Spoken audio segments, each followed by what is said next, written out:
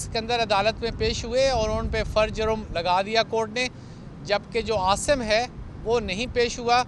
लिहाजा उसके ख़िलाफ़ पहले ही सेक्शन 87, 88 की प्रोसीडिंग हो रही थी उसको इश्तिहारी डिक्लेयर करने के लिए, और उसको इश्तिहारी डिक्लेयर करके उसका जो केस है वो सेपरेट कर दिया गया है।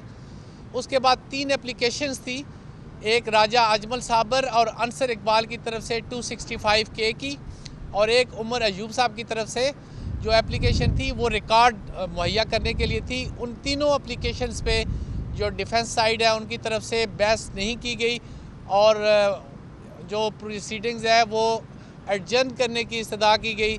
लिहाजा उन एप्लीकेशंस पे जो है आज एडजर्नमेंट हुई और नेक्स्ट डेट पे उन पे हेयरिंग होगी। सबसे इम्पॉर्टेंट बात जो इस केस में है, आज प्रोसिक्यूशन साइड से ये रिक्वेस्ट की गई कोर्ट को कि जो ATC लॉ है उसके मुताबिक जो ये ट्रायल है इसका चार्ज फ्रेम होने के बाद डे टू डे हेयरिंग की जाए, ताकि एज़ पर लॉ इसको डिसाइड किया जा सके। उस रिक्वेस्ट को जो ATC कोर्ट है उसने एक्सेप्ट किया, और एक्सेप्ट करने के बाद उन्होंने ये ऑर्डर किया है कि 13 जनवरी के बाद इस केस की डे टू डे हेयरिंग की जाएगी, और उसके बाद शहादत मुकम्मल होने के बाद इस केस का फ़ैसला जल्द अज जल्द जो हो सका वो सुनाया जाएगा।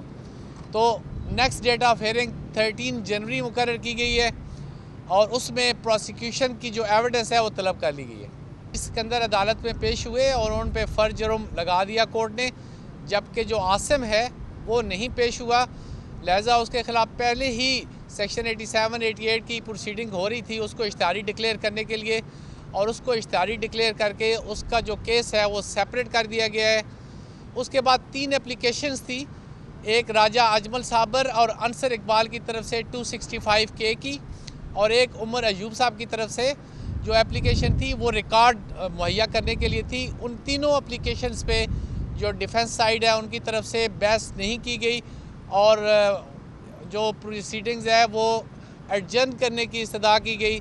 लिहाजा उन एप्लीकेशंस पे जो है आज एडजर्नमेंट हुई और नेक्स्ट डेट पे उन पे हेयरिंग होगी।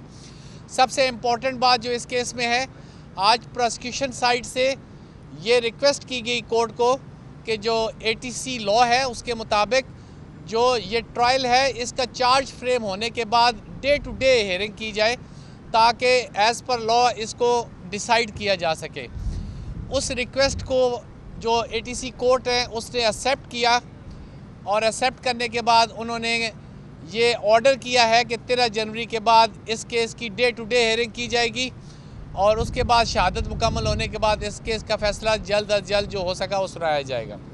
तो नेक्स्ट डेट ऑफ हेयरिंग 13 जनवरी मुकर्रर की गई है, और उसमें प्रोसिक्यूशन की जो एविडेंस है वो तलब कर ली गई है।